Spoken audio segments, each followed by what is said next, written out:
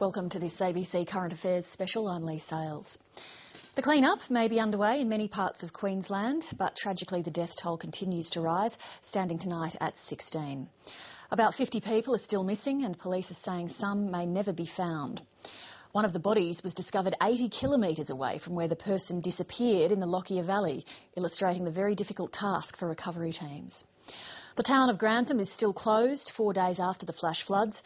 Crews there are sifting through the rubble on their grim mission to find remains. The ABC's Paul Lockyer has spent the week in the valley. We spoke earlier. Paul, is the help that the people in the Lockyer Valley need getting through to them today?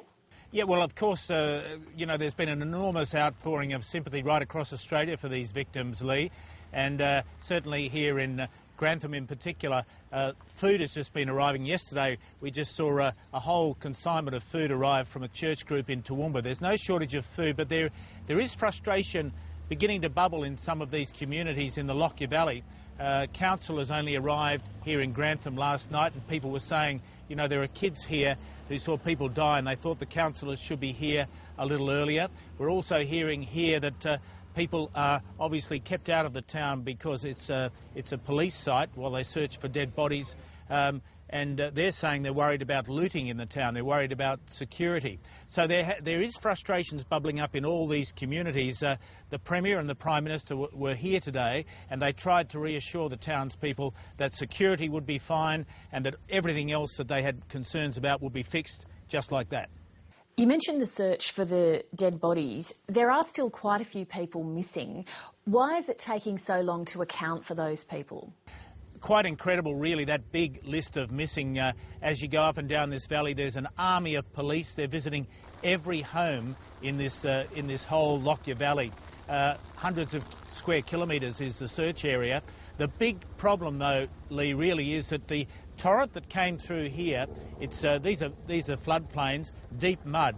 We saw army personnel out there yesterday trying to make their way through the mud, stuck in the mud.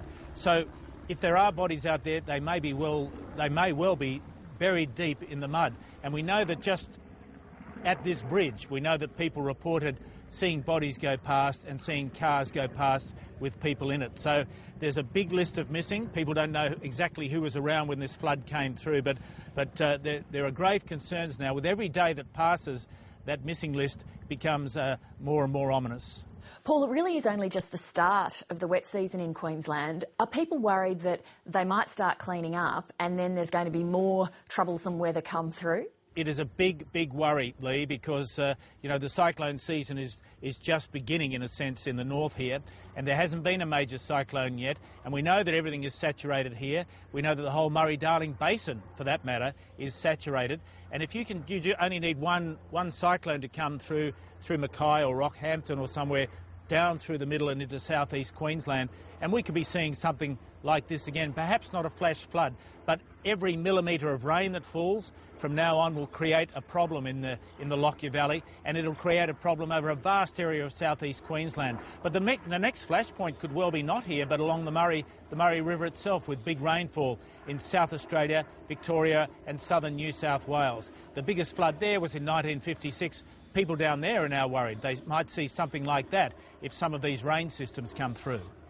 Paul, thanks very much for all your excellent work this week. We really appreciate it. Thanks, Leigh.